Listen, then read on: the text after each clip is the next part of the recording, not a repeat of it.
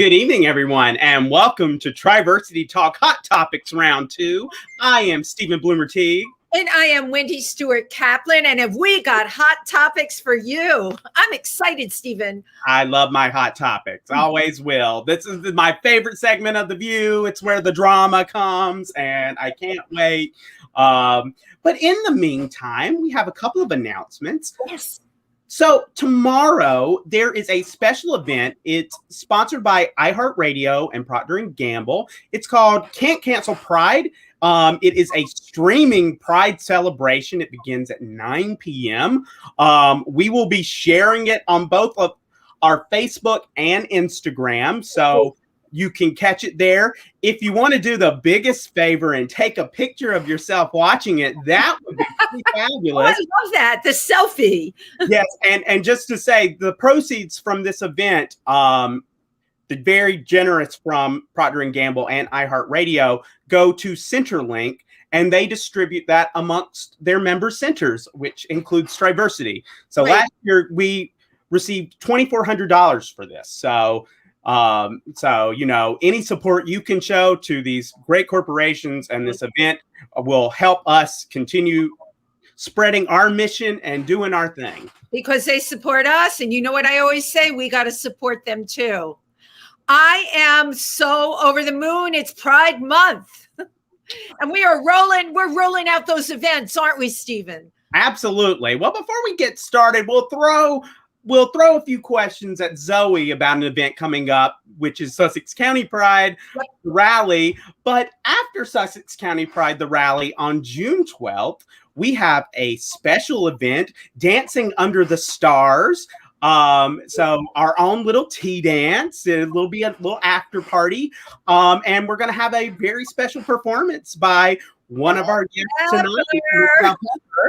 So we're excited for that event, and I mean just excited for Pride Month in general. Right. And we have a wonderful DJ that is going to be with us for the first time, and people are really, really jazzed to celebrate Pride. Let's face it, you know, we've been cooped up for, what is it, like at this point, 16 months, and we're busting out now. Absolutely. And I can't be more excited. And before we bring on our guests, I mean, one more little tidbit is I would encourage everyone, and let me type this in the comments, go to triversitycenter.org. Oh my gosh, .org. I'm having issues. Go to triversitycenter.org. I'm about to put that on the screen. It'll look a little different than how you've seen it.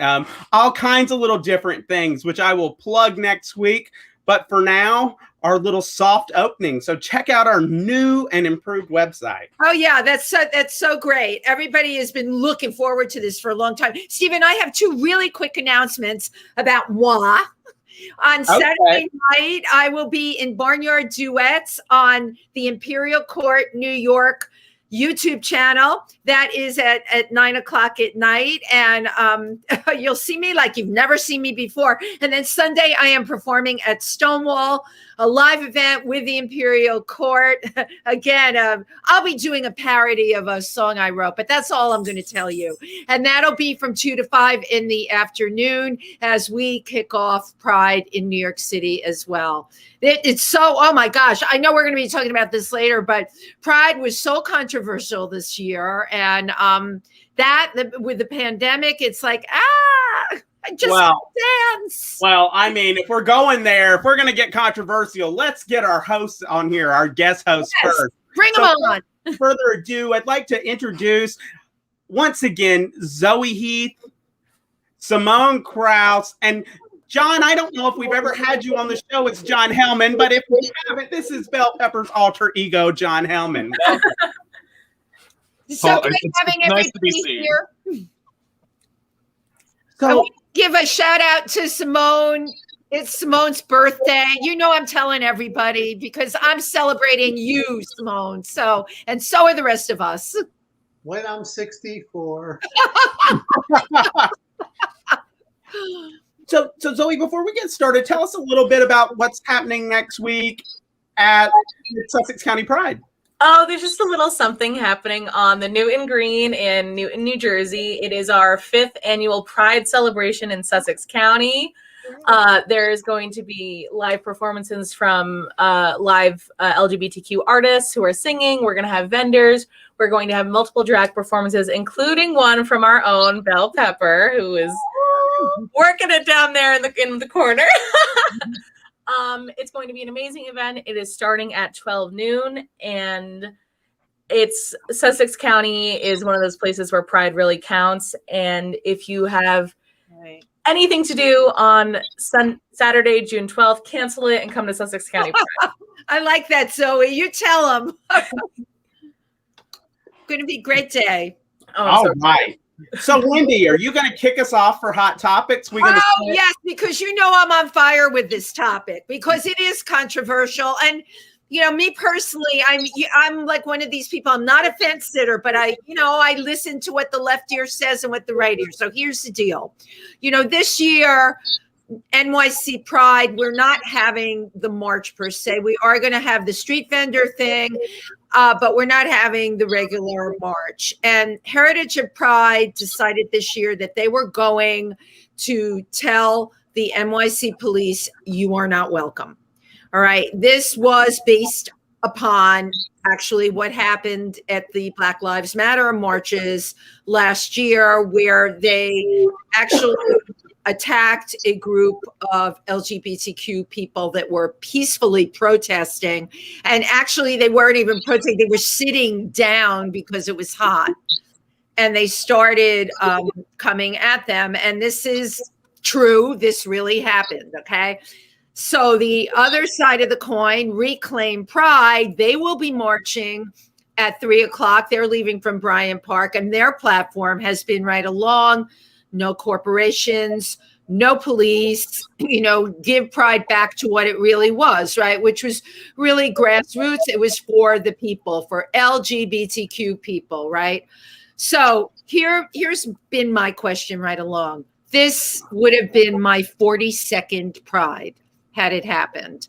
And I have been through many a Pride where groups have come from other neighborhoods, I will say gangs, and beat up people that have been within the march, around the perimeters of the march, a few blocks from Stonewall, even by the docks. I am myself quite worried that there is no police protection this year. And what they're offering, what Heritage of Pride is offering, is community leaders and private security. That's what they say they're going to put in place. Okay, that's the whole picture. Unbiased. That's the deal. Let's go for it. Well, I mean, one thing I do want to add before we jump into this too is it's not just limiting the NYPD. We're also talking about they're not going to allow police organizations, to the best of my knowledge, they're not going to allow police organizations to march in the parade for 5 years. Well, the big one is GOAL, Gay Officers Alliance League, of which I know a number of people in that. And I find that not letting them, it's horribly disrespectful because they've been in the march every year. To me, that's like turning on our own, right? And saying, you're a police officer. I don't care if you're LGBTQ. You can't be in this march. That's not cool. So we have a lot of things to discuss. Okay, who wants to start? I have very strong feelings. I've always had very strong feelings about police presence at Pride and corporation presence at Pride. And I am not somebody who lives in New York City. So maybe it's not my community to speak about, but we as like LGBT people really took a step back with Pride last year, not only because of the coronavirus pandemic, but to make room for the Black Lives Matter movement and amplify voices of color. And to be honest, I don't know how queer people could have spent all last summer advocating for Black lives and fighting against police brutality and violence, and then invite them to Pride the next year. And I know security is an issue, but Wendy, what it sounds like, if there were attacks from people from other neighborhoods on queer people, then maybe the police presence wasn't working anyway. Honestly. So this is just from my experience, right? I was one of those people in those crowds, and the police would break up fights and attacks all over the place. the concern this year is those groups are going to come down from other neighborhoods. And then I should throw in, we have a really high crime rate in New York now, which everybody is aware of, So what is a good game plan for this? This private security and community leaders to protect people, quite frankly, I'm not a naive person. I don't really think that's going to work.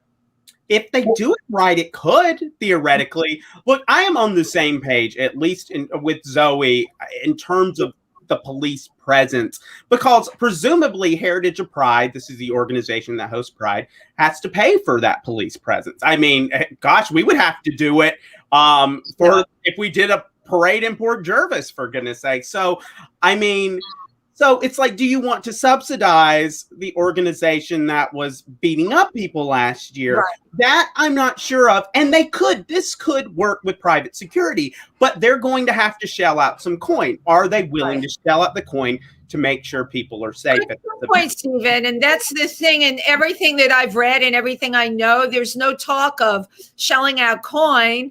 And, the stuff with community leaders, who are the community leaders that are, going to protect people from gangs? I don't know, Well, I think.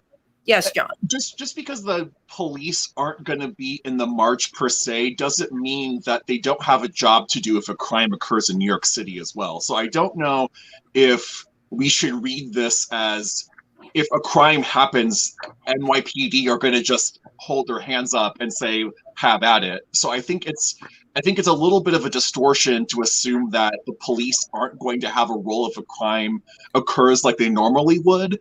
And I think my big concern, in addition to what Zoe and Steven have said, are remember the presidential election that just happened, and the largest police union in New York City and the largest police union in this country endorsed one of the most anti-gay, anti-trans, anti-black candidates that we've had in our country's history. So I don't know if, just given the national conversation and even the New York City conversation where we are with police, I think it makes complete sense that the march that honors the Stonewall riots, which was a riot against the police. It was. That's exactly during this time. It was the same situation. It was much smaller, right? But it was the same situation in many ways. You know what's right. happening? So, yeah. This is what's happening. Unfortunately, look, I can understand the trans lives, yet, from the city being, with the police and having the problems and whatnot. I can understand that. I've not been affected with it in the city. I'm not really familiar with the city, but we're deleting ourselves. We're dividing ourselves. There's strength in numbers. You're making collateral damage out of goal, out of the people that supported us and stayed with us. Yeah, okay, granted, they're a small minority, but you're just going to make hard feelings and you're dividing. You're doing what the conservatives and Trump and that whole party want, is divide and conquer. And we're doing it to ourselves. We are giving them a gift. Here, look at this. We're creating a problem that's not going to go away. There was other ways. I mean, if you wanted to punish goal and whatnot, fine. Don't march with the uniforms. And, what about the end of the line or something like that? But don't just pull them out of it. And now you got hard feelings and not let them march for the next 4 years. I'm sorry. I was brought up in there's strength in numbers. And if you start to delete yourself and divide yourself, you're not going to agree on everything. And you lose strength with your numbers. You lose, and should they? Okay, so let's split it here. Okay, let's take goal away from the regular police force. Right? Is it right to turn on someone, they're LGBTQ plus in goal, but you're turning on them because of what their occupation is? Is that fair? Well, it's not. I mean, I think it's not so simple to just reduce it to their occupation. It's the police, and the police have a very specific symbolic value, especially now where everyone has an opinion about defunding the police, about police killings of unarmed people. And I think the facts of the matter are that, so the Black Lives Matter movement comes out in 2013, and based off of data of police killing of unarmed people from 2013 to today, only one officer has been convicted of a crime. Of all the hundreds of times that police officers have killed unarmed people, one person so I think the division is already there between the police and certain elements of the LGBT community. And I don't know if excluding them from the march necessarily does more exclusion that's already happening. People feel very threatened by police presence that are queer. Yeah. Like our research that shows that even when LGBT people are victims of crimes, they have very horrible relationships and horrible experiences with police. So I think like the division's already there. And if the police, and in particular with the gay officers organization, if they are so concerned about this, I would encourage them to flex their muscles a little bit more and actually influence wider police policy so that people can feel safer with regards to policing, instead of sort of lamenting about a decision that makes sense in the context of history and makes context in the present day of how we're talking about police in this country. I'm looking at it this way. You have goal in there. How many officers identify as LGBTQ? How many? I mean, when you are that small of a minority, it is hard to influence the larger part of the organization. Right. But if you're going to punish that little bit, they're eventually going to say, it's like when I was at work and, the foreman, hey, Kraus, you think you'd keep the speed up on, go a little faster doing something? Geez, you don't like that speed. You're going to hate the next one. That's what's going to happen with the cops. They're going to, that's what's going to happen. There should be something that there should have been more negotiation and talks like, this is what we really need. Right. I mean, well, actually, I think that's where that 5-year mark comes in. I actually think that banning them for 5 years is a really good thing, because it doesn't ban them forever, and it gives that specific organization and the NYPD time to change their policies to make it so queer people don't feel unwelcome when they're at Pride, and people of color don't not want to go to Pride because there's such a large presence. And honestly, I think that especially with the goal organization very specifically, and this is a whole other topic of conversation, but I think the LGBTQ community really needs to address that there is a lot of privilege, especially with white gay men, white gay women. And a lot of people are like, I'm gay, I'm marginalized. It's like, well, no, we benefit from this privilege. We have to think about this privilege that we have. And obviously not every police officer who is a member of GOAL is a white privileged gay man. I'm being very general here, but it is an issue in our, racism is an issue in our community. Transphobia is a big issue in our community. It's a problem. And I think that banning GOAL is a very, very, very small piece of that problem that hopefully can get solved. And that's why I think that 5-year mark is a good thing. I mean, because I look at, like you're talking about that, there's some good goals, some bad or whatnot. I mean, that's like having some trans people that march out there with, Trump's for flat, they're supporting Trump. I mean, am I going to as long as I really don't, I think I can't. What are you doing? I mean, I'm not going to banish them out of like the, like the trans kind of circle. They're still my brother or sister that I will support, because it's just that one thing. Like I said, I came from a blue collar world. I did not inner city, anything like that. So I don't understand a lot of the stuff that Zoe understands because what she's grown up through. I grew up in that white male privileged, biased world. And I'll be honest about it. I took advantage of it. So my views are a little bit different, unfortunately. Well, and what I'll say about this is, I've heard this from a lot of people that have been talking about this, kind of leaving GOAL behind for a second and just going back to police presence.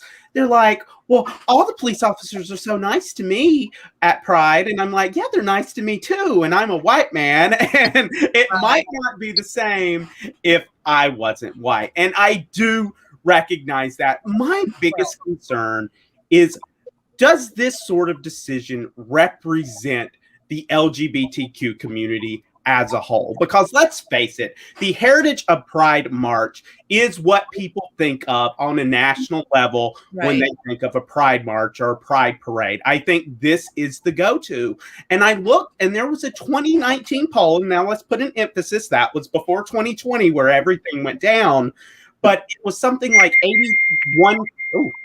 81% of the LGBTQ population thought that the police should be able to participate in the parade. So while this might be a very much of a solid Heritage of Pride decision, does it represent the country? Does it represent LGBTQ people as a whole? And should it? I want to piggyback on what you said because you brought up something good, okay? I've taken the training every year to bring Triversity into that march. I think this would have been if we could have done it our 5th or 6th year. And when I took that training, they were training every single group leader for all of these organizations that march, right? And the one thing Heritage of Pride would get up and say is, the police are our friends. I am not kidding you. They would say that constantly. They're there to help us. They give us a lot of respect. I heard this every single year. So now, all of a sudden, this is like a 360. That's why I have to look at it. Do they really feel that way? Or was this once again some kind of political ploy, right, Steven? You know, to get people on their side, because y'all know we have Mariah Lopez on here, and I really wish I could remember the name of her group. But they had challenged Heritage of Pride, and they challenged having the police there. And they got such pushback from Heritage of Pride, you know, go away. We're not going along with what you say. And then all of a sudden, right, 365 degrees. Come on. I don't know what is true anymore. I mean, I think that they're not doing it to get popularity. I mean, it's if you say like defund the police, or even there's been some research that shows that last summer Black Lives Matter support amongst non-Black people was really high, but it's actually a lot lower now than it was before last summer. I think that these issues are very unpopular with a lot of people. So I don't know if you can say they're making that decision to gain favor from anybody. I think they're really trying their best to respond to a situation that's come up over and over again, because there have been times during Pride March that police have attacked and assaulted members of our community that were not committing a crime, and that is just the truth of the matter. So yeah, I don't know what they're gaining from this, because I think people, as you can see, people have really, really strong reactions in opposition to what they did. John, I have to question, like, I was all of a sudden, when I saw that they came out, everything that they came out and said was what Mariah Lopez had been saying, right? And they wouldn't even talk to her. Negotiations and talks broke down, right? She represents Sylvia Rivera and the real core of what this whole march actually meant. And they completely rejected her philosophies, her group. And then all of a sudden, the next thing you know, they're coming out and they're making all these statements. So for me, it really is food for thought. Well, on a food for thought point, we've gone 23 minutes with this topic, and I think we could go the hour with this topic if we don't move on. We're moving on. Move on to something that's truly important, and that's bachelorette parties, because, you know, we're getting back to the point where we can go back into bars and clubs, safe spaces for gay men, queer spaces, dyke bars, all coming back. And so we have to face a problem that we were starting to confront before the pandemic. And that was this rise of clusters of straight women going to gay spaces and basically kind of taking over and being a little disrespectful, and somehow thinking that just because, you know, I don't know, that they're women and that all gay men are supposed to, you know, love women, which isn't true, that we're supposed to just embrace this with open arms, with people being disrespectful, mistreating drag queens, like going on the stage during performances. I mean, what do we do about this now that we're faced with this again? Again, I mean, any kind of blanket ban on women would be absolutely disturbing, straight women, of course, and illegal probably as well. But how do you keep spaces for gay men, queer spaces too, just safe for gay, queer people? Well, okay, so if you're talking about a big commercial space, let's talk about Lips, right? They do have bachelorette parties there. They have great drag shows there and all of that. But there is somebody that does need in each of these situations, whether the bar is big or small. I think because this bachelorette thing is a growing thing, you need somebody that is going to monitor it, by which I mean when the person makes a reservation for their 15 girlfriends, that they are told over the phone, listen, we have a protocol, right? The day they come in, they need to be told there's a protocol and that you can't be like you can't touch. You know, y'all, and if any of you done those Halloween haunted houses things where you walk in and there's actors jumping out at you, there's a protocol. They are not allowed to touch you, and you are not allowed to touch them. You understand what I'm saying? So I think that you've got to lay the law down early on in the game, or they're going to have an issue.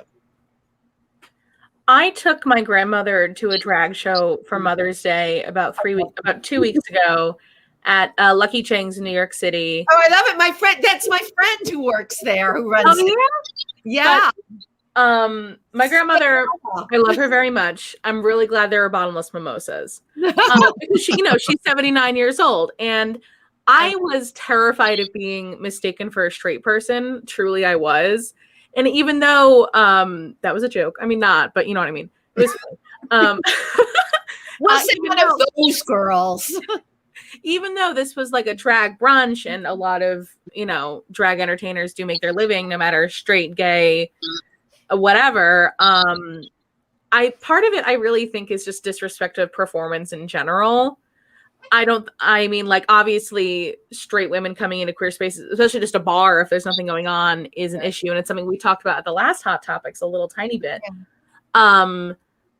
But it's just respect performers, respect their art, and please stop getting blackout drunk at drag shows. It's fun, but if you know you're going to get on the stage, just don't. So I'm curious, how were the women? So my friend Svetlana Stoli is the person that runs that whole show, and she's never complained. I just saw her; she never complained about it. But I'm curious, what did you observe when you were there? I mean, I was watching my 79-year-old grandmother most of the time because Svetlana brought her up on stage because even I said it was her birthday, even though it was Mother's Day.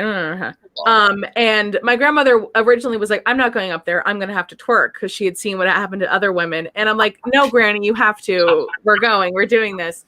And she is getting peer pressured from my friend at another table, going, Granny. And so, And so my grandmother, who 30 seconds ago had just been very pensive about going up on stage, tells Svetlana that she's a former Vegas dancer. What did she expect was going to happen?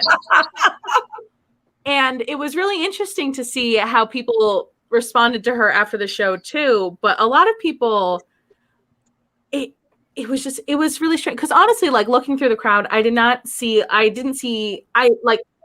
using my gaydar, which is, subjective, but I saw more people who what I would assume were straight and cis than I saw queer people. And again, it was a 12 p.m. drag brunch in Midtown. Yeah. But I mean, everyone seemed to enjoy themselves. I don't remember there being any issues other than some 79-year-old who wouldn't get off the stage, but that happened to be related to you.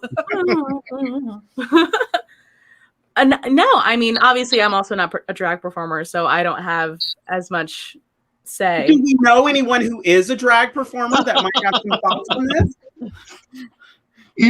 I think there's a distinction between these spaces which are obviously designed more for straight folks than anybody else, like these drag brunches, like Lucky Chang's and Lips. Obviously all kinds of people go there, but it's meant to be sort of like a destination for people to experience drag.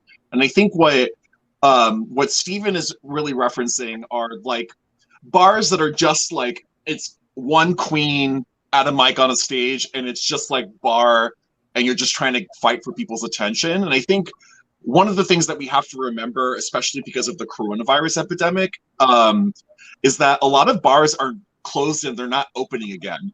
And the number of queer spaces that we have had has decreased because of the pandemic and because of how the economy took a hit. So I have no problem with anyone who comes into a bar, but if you make that space, which wasn't built for you, It wasn't designed for you. It's not for your survival. If you go into a space and you make it about yourself and you pull focus from what is going on, then we have a problem.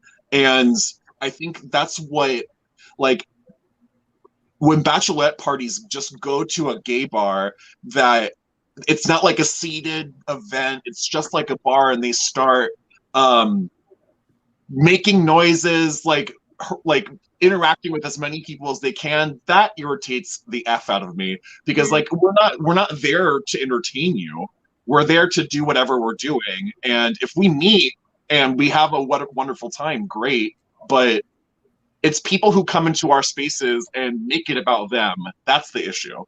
So, John, from your experience, have you ever seen that happen? And then the manager or the bar would come over and tell whoever is acting out of turn they have to chill. It's, you know, they have to follow a protocol. They have to behave a certain way. Have you seen that? I mean, honestly, the times that I've seen it, there's been little to no intervention from management, because it's just like a rowdy person in a performance. So I don't, like, I've only seen like drag queens have to handle the situation on their own with no support. And sometimes drag queens will be very gracious and very patient.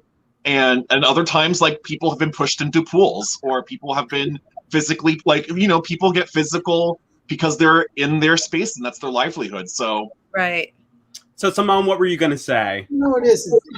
People, when they come into the bars that are more, you know, gay specific, drag queen specific, lesbian specific, and they come in and, you know, look, we don't turn anyone away, but when they come in and they kind of like trying to take over and change the vibe of it, it'd be no different than like there's a drag show, say, in Oakland, New Jersey, and at the end of it, we all go down to the Valley Pub on Roundpole Valley Road, and Bell Pepper's there dancing up on the bar, putting a little drag show on. Like, got all these old guys with their, you know, VFW shirts on, drinking their Budweisers. Like, I love this scenario. This is great. You know, Simone, let's make it happen.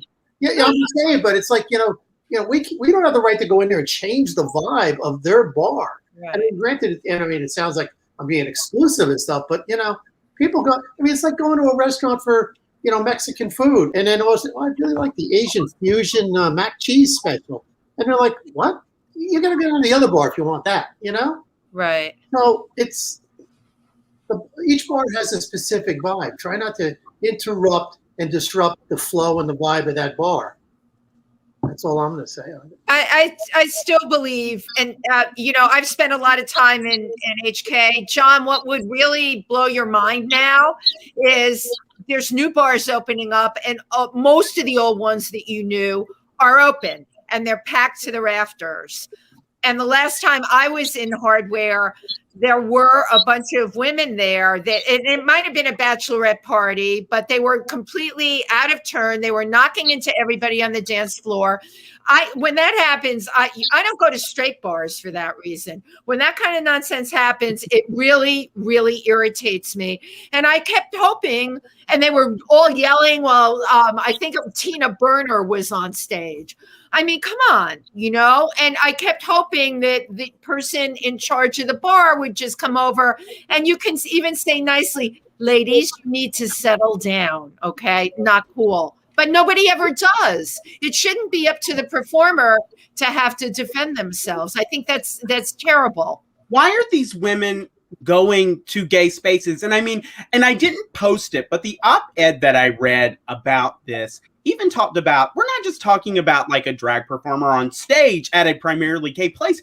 They will come into bars that are primarily really hookup places, right? Like where there's absolutely no business being. And it's like, but why are they coming into these spaces? What is the logic there?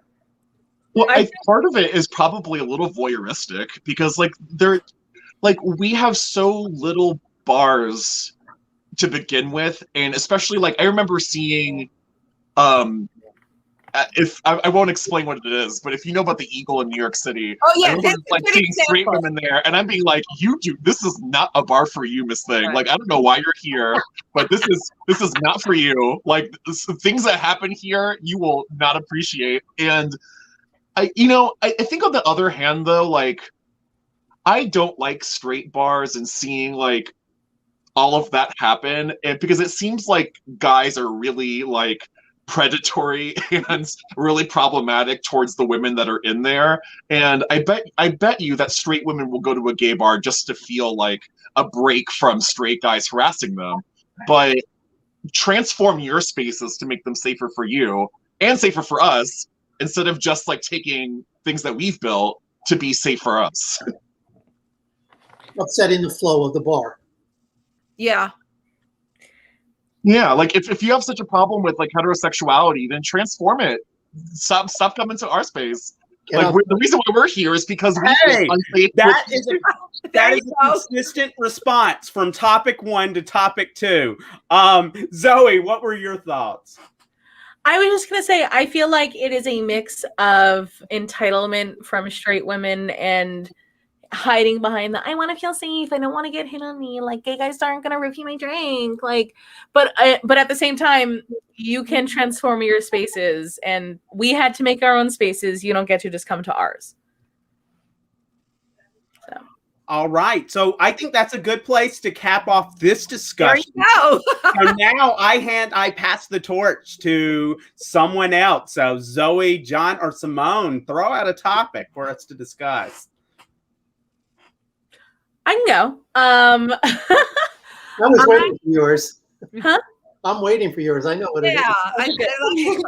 So I do a lot of activist work in and around Sussex County. And with Sussex County Pride, part of what we do is ask towns to proclaim June Pride Month. So governmental bodies will do this thing, not just for Pride Month, they'll do it for Black History Month, they'll do it for breast cancer awareness.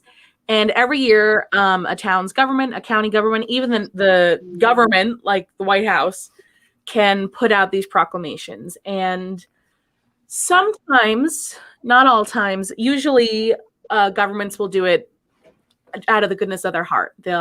It's February, it's Black History Month, let's put out a proclamation. And other times, citizens can email their elected officials and say, hello, formal request, can we please make June Pride Month, or February Black History Month, or I know there's like a lupus awareness type thing. Just like email your elected officials, and usually they just say yes. Sometimes certain elected officials say, no, we don't need to do that. And I just want to get a little bit into the politics of why that is, because I know I requested it for my town of Vernon last year. They gave us a form and they gave us a pretty, it's behind me, that's why I keep pointing at it. They'll put a stamp on it. They'll read it at a meeting. And there are other towns, for example, Blairstown in Warren County, they are proclaiming June Pride Month. They're doing a pride flag raising on their property. The entire county of Union in New Jersey is doing this. And I think there's a lot to be discussed about the responsibility of a citizen to request that.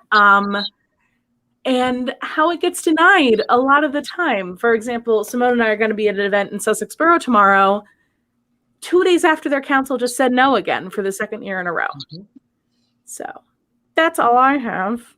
So what do you think is a way to try and reach them? Like Union, I know about. Union's really cool, right?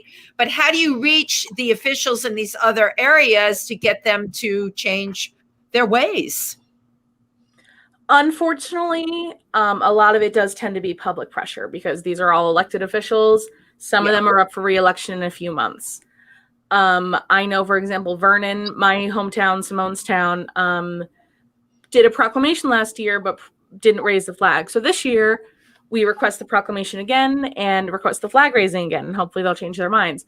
If not, we get a lot of people at a meeting, and we request it. Same thing for towns, municipalities, all that jazz. And it really, really helps if multiple members of a public just request it to begin with. I know like 3 people should have emailed Vernon about the Pride Proclamation. Because at the end of the day, these people work for us, and we get to take their jobs away in November. Yeah, the town of Vernon, I mean, they worry about like whether or not they're going to offend the majority of these people that are Republicans. I mean, I always hope that somebody who does like line painting and whatnot would come forward and say, the little walkway that goes from the parking lot by the municipal building in Vernon, we can't put a flag. How about I put a pride symbol going across as the walkway for the month. And then at the end of the month, July 1st, I'll get rid of it and see what they do then. I mean, at least then all these, people that are homophobic and transphobic, you can feel like they're driving over the pride flag each time. Doing that, so, Simone, don't give anybody any ideas. We don't need I'm just saying, it's like, violence. I mean, people are not standing up like they did in Sussex Borough. We're going to curves ahead. She's raising the flag. She does a lot for us, and that's what it is people have to come out and hold these people responsible, because if they had their way, they would deny us our rights the way the politics are in Sussex County. It is, it's like living in Alabama. Yeah, for example, with the County of Sussex last year, a board that has in the past said some pretty anti-LGBTQ things, I put in a request to proclaim June Pride Month, and it went through. And during the speech, one of the commissioners thanked President Trump for making America such a safe place for LGBTQ people. The same week, something came down about transgender people in the military. And people need to be held accountable, and that's where the public pressure part comes in. If you get 10 people at a meeting or on a Zoom meeting asking a town or a county to proclaim June Pride Month, it goes a long way. And it's not a hard thing to request either if your town is going to be helpful, they just don't know it yet. So you just send an email to an elected official. All their information should be on your town's website. You say, pretty please, I have a template if you want it. But it's important because there's definitely somebody in your town, probably a kid who's struggling. Right. And seeing that people accept the LGBT community goes a long way every single time. And this is something, I speak as a leader, so I guess this is kind of on me. Something our organization could be better at pushing. I don't know, and I should know, but I don't know if anything like this has happened in Milford. I haven't been in Milford that long. But Wendy, we've never raised not a pride flag flying anywhere. That's never raised a flag. What we used to do is go around to each of the businesses. James Campistros always did that and asked them to please put our flag in their window. Many did, but there were a whole bunch that didn't. And sometimes the reaction was a little hostile, even being asked to do that. But that's the most that has ever happened in Milford. And that's private. That's not the government. It's got nothing to do, with any kind of governance or anything. It's private. And Pride Month is for people that are out and whatnot, but it's also for those kids and people that are still in the closet and they look out and they wish, but they know one day that will be there for them. So we really need to get our game on and really hold these politicians and make it when the polls come and it comes time for getting in the voting booth. Remember this, they don't support you. So, but okay. So, it is very important for the people to pressure politicians, but you'd like to think that you don't have to. There are certain politicians that should be pursuing these things on their own and that you shouldn't have to have a knife to your back. Now, again, that's an ideal world, but in our town, I'm particularly torn about that. It's like, why would there have to be a big community-wide push to raise a rainbow flag? There are politicians there that know that this is an important thing.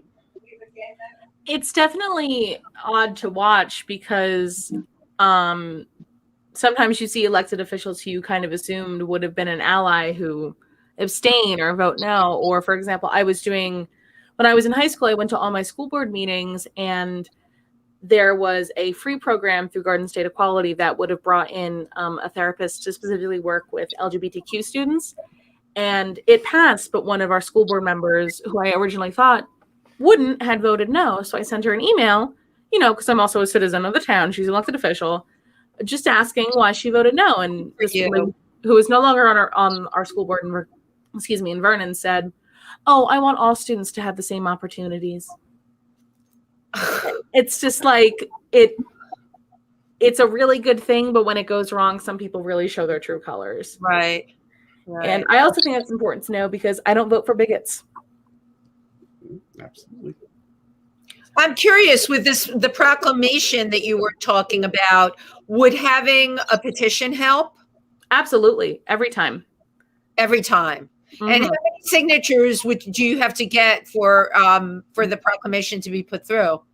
I mean, it really does depend on the population in your town. I haven't done petitions myself previously just because it does take a lot. And with Sussex County Pride, I'm organizing all of them. So I just haven't had the time to do it. But I know Blairstown did do a petition, and I believe they got like 400 signatures, which is really impressive and really good. And again, like I believe this is the first year they're doing anything, and they're raising the flag. They're doing a proclamation. There's a whole event happening on Saturday for them.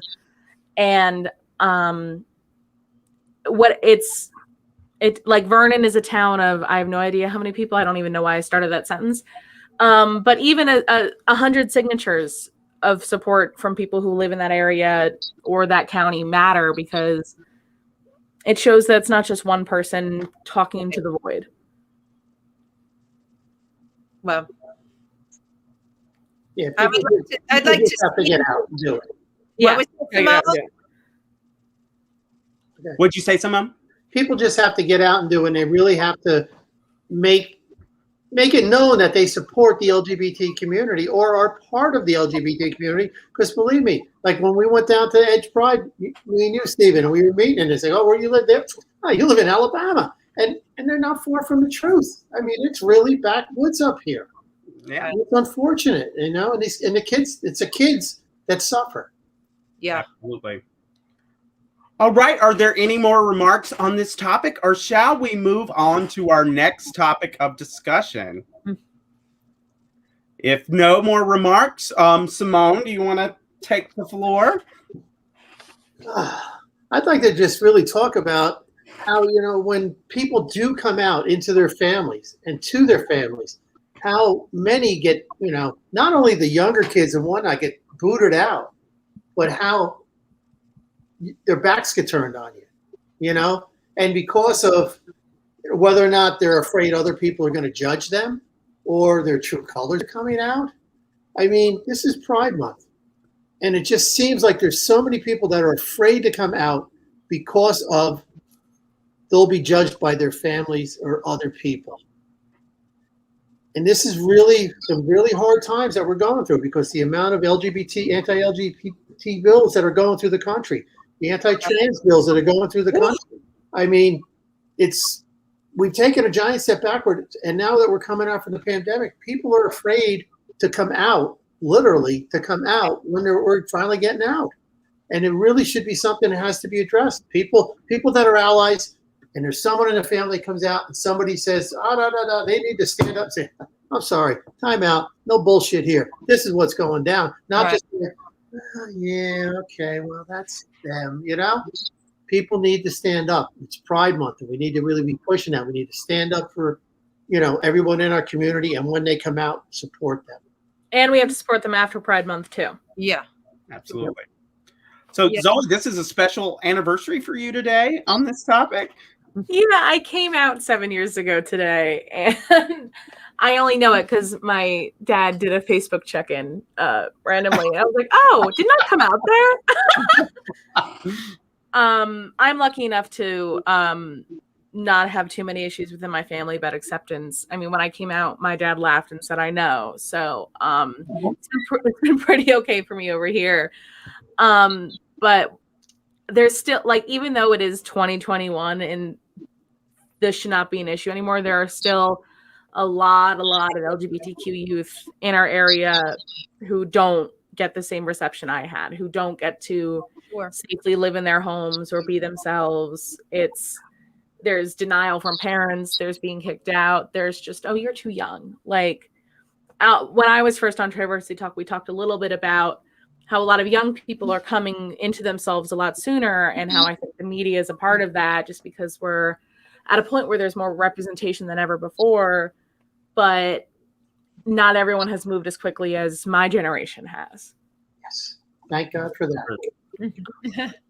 Well, I mean, I think you're also, with the progress and with the increased visibility, we're also, I mean, the only way to really explain how anti-LGBT and anti-trans this year has been is because there's backlash. And I think even before this year, with the previous presidential administration, there was so much empowerment for people to discriminate against LGBT people under the name of religion that, you know, I don't know if we can even say that, like, so it feels like so much is being reversed and we're going backwards on all of this, that it makes sense that people feel more fearful to come out, because look at the world around us. I mean, even if you take the LGBT part of it out, I can't remember a time in my lifetime where every discussion felt so polarized and so intense, and people were so angry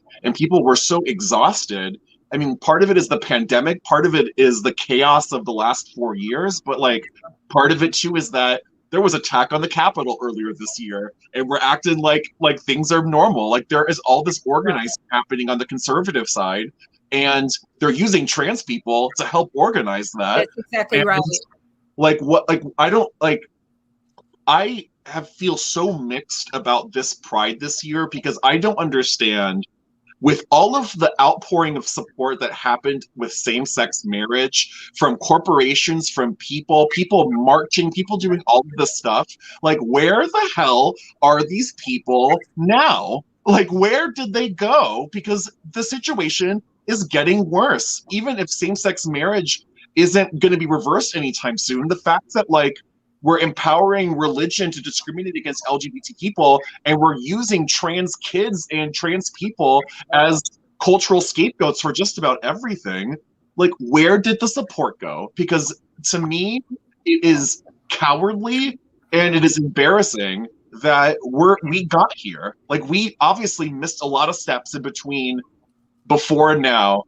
The fact that the state legislatures are letting all of this happen with vocal opposition, but opposition that can't ultimately change the outcome. Well, what really happened over the course of time? You had the Marriage, Equality Act when that was a scapegoat as long as I can remember since the Clinton time. And then once that finally went through, then it was like, oh, we need something else. And it was the following year in March that they came up with the first HB2 in North Carolina, the bathroom bill, and they targeted the trans community. And since then, it's just been a progression. First going after the older trans and the bathroom bills and whatnot, and Title IX. And then that all kind of got overturned and stuff and pushed away. So let's go after the kids now. And it's the most divisive wedge issue around, because you can get an older white male who has supported Democrats and probably voted for Biden, and that man going in the bathroom with my granddaughter. And that's the thinking.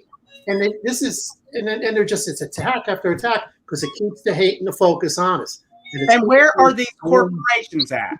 Right. What happens with corporations? If you work for a big corporation with HR, you're protected. You work for a small little company, you're not protected.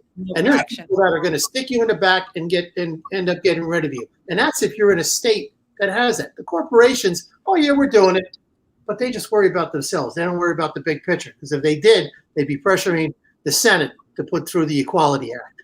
And not for nothing, all the grassroots support that we had and all the activism that was happening the past 4 years went away for a lot of people the second Biden got into office. Oh, Trump's gone. We have nothing to worry about anymore. Everything's fine.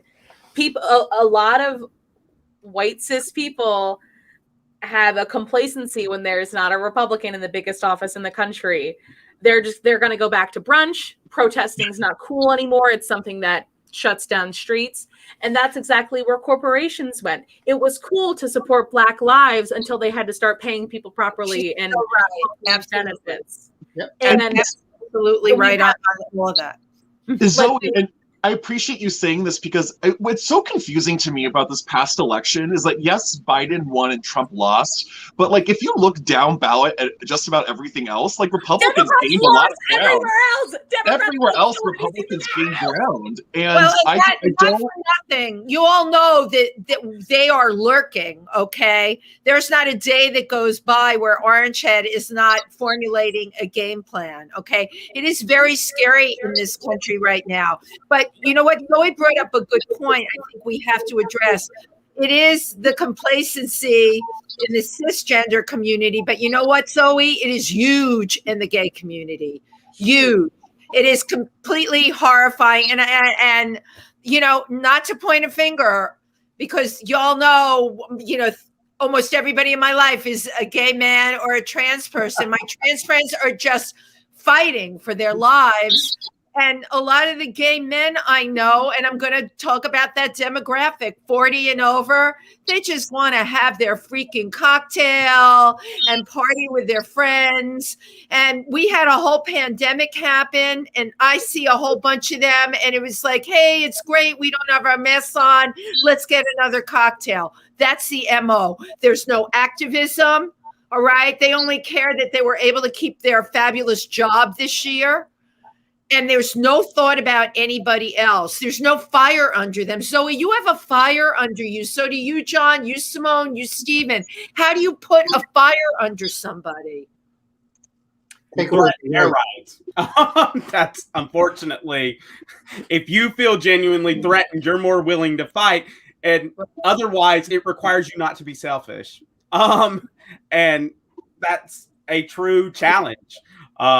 Especially for people who, I'll say, like me, receive every privilege save one, really, which is based on the fact that I'm gay. And if I have same-sex marriage and I feel confident that I can get a job, what's to stop me from just shrugging my shoulders and saying, I've done it?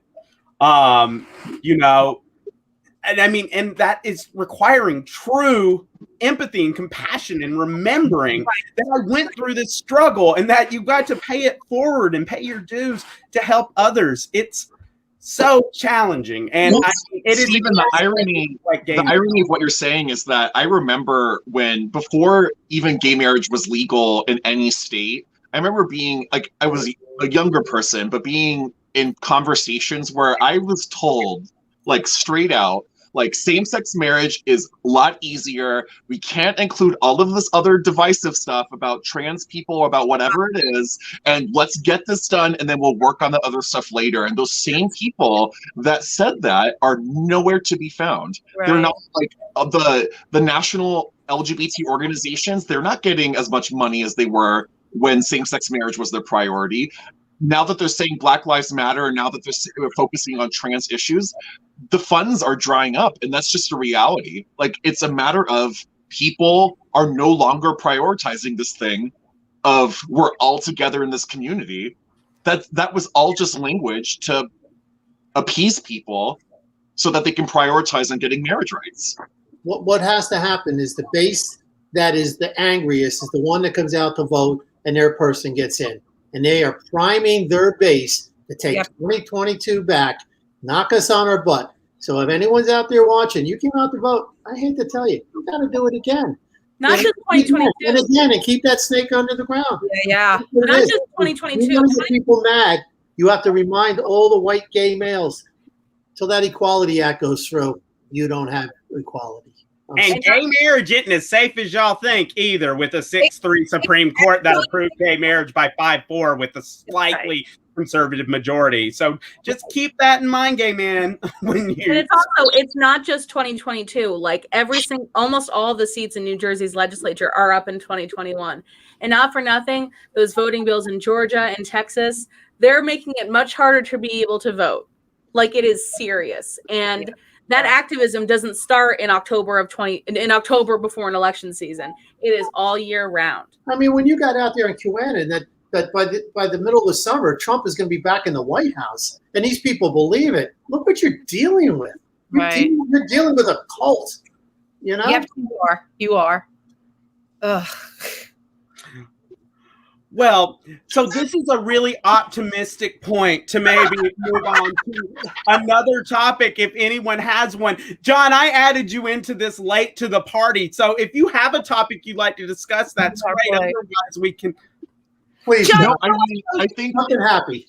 John, you said something when we had your workshop that I'm probably not 100% right about this statistic, but when they polled, like 80% of people supported the LGBTQ community. What was that?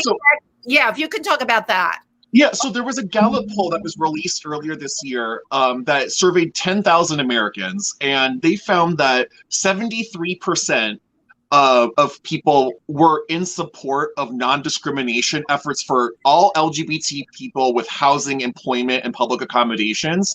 And when they isolated each subgroup by religion, by political party, in every single subgroup, a majority of people still supported non-discrimination efforts. So I think it's another example of the American public seems to be going one way, but elected officials are going the other. You see this with Medicare for all. You see this with with legalization of marijuana. You see this with so many issues where public support is obviously on the right side of history.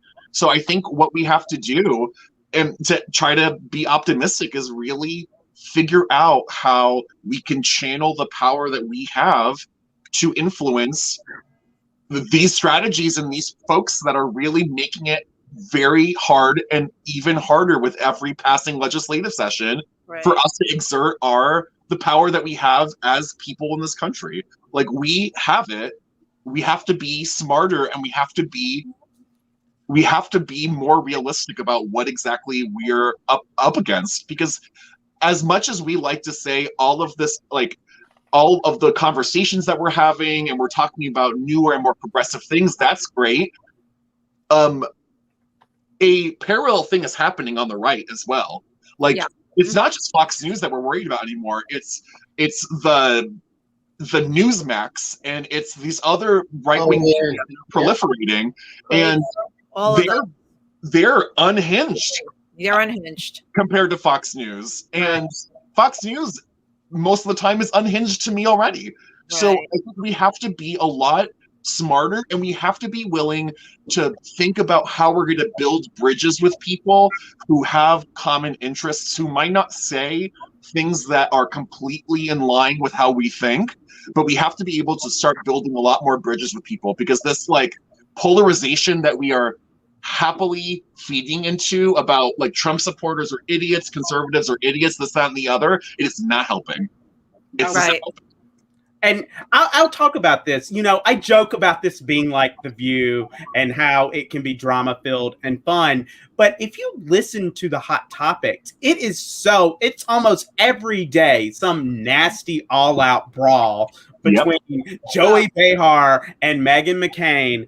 Right. And, like, while that's fun to watch on YouTube, and it shouldn't be fun, but it can be, that's the problem. I mean, I remember in 2004, like, Jon Stewart went off on the show Crossfire, which was just basically people polarizing it. Had Tucker Carlson back. Yeah. He was young. And Paul Begala. Yeah. I mean, and he trashed Crossfire and said, this is the problem.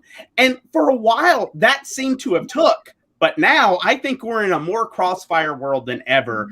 Everything is Crossfire now. What is Crossfire?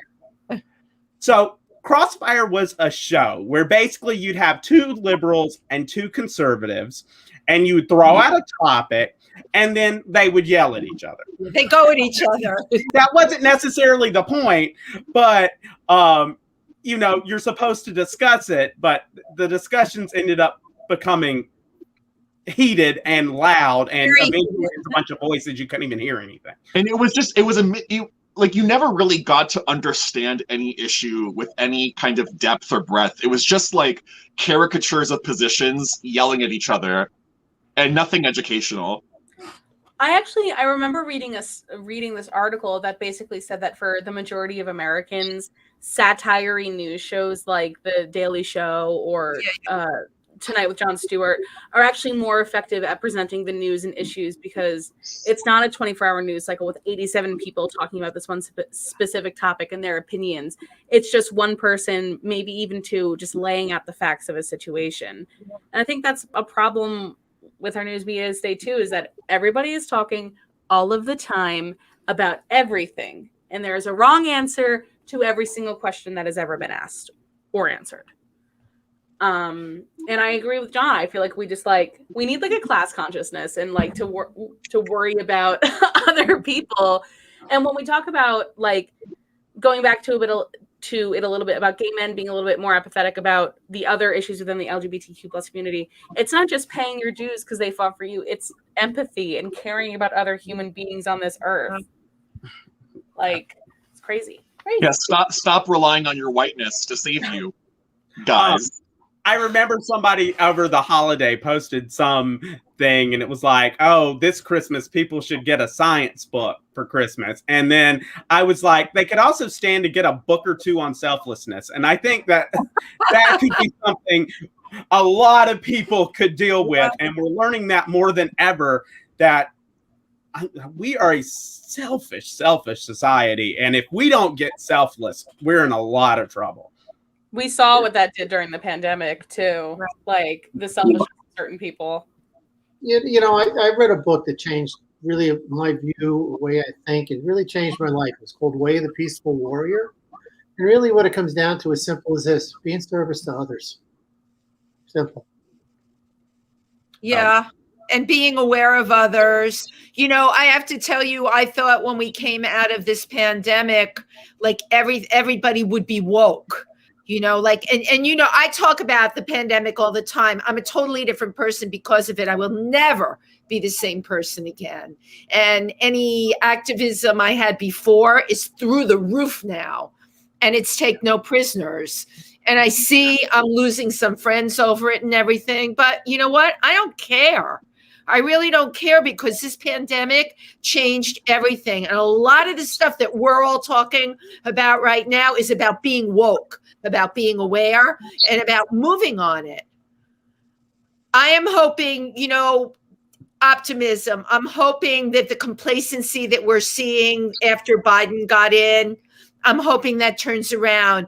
I'm hoping that a lot of the people that we all know, and John and Steven and everybody here, we all know people that you want to see, not be so, pardon the phrase, fat and happy. I'm doing well, so the hell with you. Right there. And I'm shocked that I'm seeing that now, and I'm seeing it all over the place. Didn't we learn anything? How can anyone's life be the same after this? We have to take our awareness and move it forward. Absolutely. And that's it on our duffs. And we're doing it with this collection of people at a minimum. And I would say with so many of our other Triversity Talk guests, I mean, yes, this is a big problem that we're having to deal with, but we've seen so many individuals who are committing themselves to making a difference in so many different ways. And in the end, that's all we can do, is do our part to make a difference. And however we can do it, whatever ways that we can do it the best, that's what we're here for, and that's what we're doing. Right. So just to keep us on an optimistic note, let's keep fighting. Let's change the narrative. Let's change the narrative. Polarizing. This was a great discussion. We didn't all agree on things tonight, but yet it was civil, and that is possible. But we're on the same page at the end of the day. Everyone's going to have a nuance about their opinion, but we're on the same page. Yep. And we're on the same team. And that's, we're allies with one another. And that's a wonderful thing. Yeah. But we are past our time by about 9 minutes. But before we go, does anybody have any last words they'd like to say? Any last plugs? I would like to just say that our elections in this country start from the local level up. I want to then also thank you to all the activists that have really shown me how to try to be one, from Wendy, Ryan Lopez, Cindy Stein for teaching me how to for networking, just to name a few. And I want to just say thank you. You have all changed my life, that I'm headed that way to be an activist. Speaking of that's a great birthday wish. Right. Speaking of elections, the New Jersey primary is Tuesday, June 8th. So just to put that out there, if you live in New Jersey, vote in your primary, please and thank you. And cancel anything you're doing on June 12th and come to the 3 amazing events we all have going on. Yes. Absolutely. John, any last thoughts for you? No, I mean, I think everyone should just watch this so that they can learn that they are garbage if they're not doing anything. I'm just kidding. No, but like, this has been a great conversation, and it's just like the time is now, everyone. We know what it's like when we have what we need, and when we get our needs met, and we can't keep yo-yoing with our society because it's traumatic. People don't make it out on the other side of it. So let's work together because we know what the solutions are, everyone. Don't trust the misinformation. We have all the solutions to our problems. We just have to make it happen and have courage to make it happen. Fantastic. Well, thank you, Zoe, Simone, and John for joining us tonight and being our guest host. This is like my new favorite segment, though I love interviewing guests. It's much better to sit with my friends and gab about the things that I love talking about. This is an introvert's dream come true. So, that's great, Steven. And on that note, we wish you all a very good night, and we will see you next week. Next week, everybody. Bye.